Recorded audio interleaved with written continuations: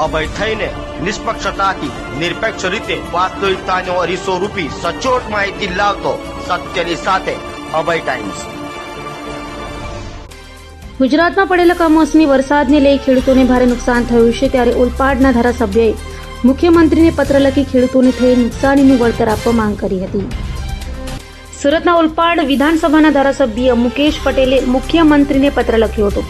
કમોસમી વરસાદના કારણે ખેડૂતોને થયેલ નુકસાની અંગે જાણ કરાઈ હતી અને જણાવાયું હતું કે ઓલપાડ તાલુકામાં 15 થી 18,000 હેક્ટરમાં ડાંગરનું વાવેતર થાય છે, સાથે કઠોળ શાકભાજી પણ થાય છે, જે તમામને કમોસમી વરસાદના કારણે નુકસાન થયું હોય, જેથી નુકસાનીનો સર્વે કરવા રજૂઆત કરાઈ હતી અને ઝડપથી સર્વે કરાવી નુકસાની વળતર ચૂકવવા પત્ર લખ્યો હતો।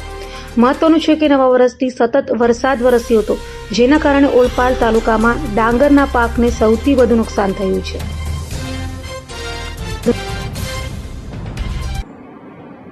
છેલ્લા 3 દિવસથી સમગ્ર ગુજરાતની અંદર કમોસમી વરસાદ વરસી રહ્યો છે। એમાં ખાસ કરીને સુરત જિલ્લામાં, દક્ષિણ ગુજરાતમાં અને ઓલપાડ તાલુકાની અંદર ખૂબ વરસાદ પડવાથી ડાંગરને ખૂબ મોટા પાયે નુકસાન થયું છે। શેરડીના જે વાવેતર કર્યું છે એમાં બી ખૂબ નુકસાન થયું છે। ત્યારે આજે મેં ગુજરાતના મુખ્યમંત્રી શ્રી ભૂપેન્દ્રભાઈ પટેલ સાહેબને,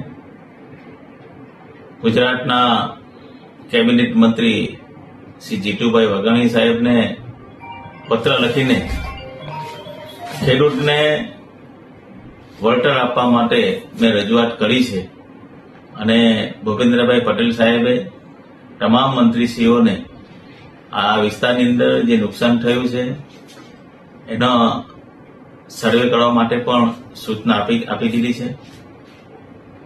હું આપના માધ્યમથી દરેક ખેડૂતોને કહેવા માંગુ છું કે આ કમોસમી વરસાદને લીધે જે નુકસાન થયું છે એ નુકસાનમાં ગુજરાત સરકાર આપણી સાથે છે અને મુખ્યમંત્રી શ્રી ભૂપેન્દ્રભાઈ પટેલ સાહેબે દરેક વખતે આવા સંજોગોમાં મદદ કરી છે તો આમાં પણ મદદ કરશે।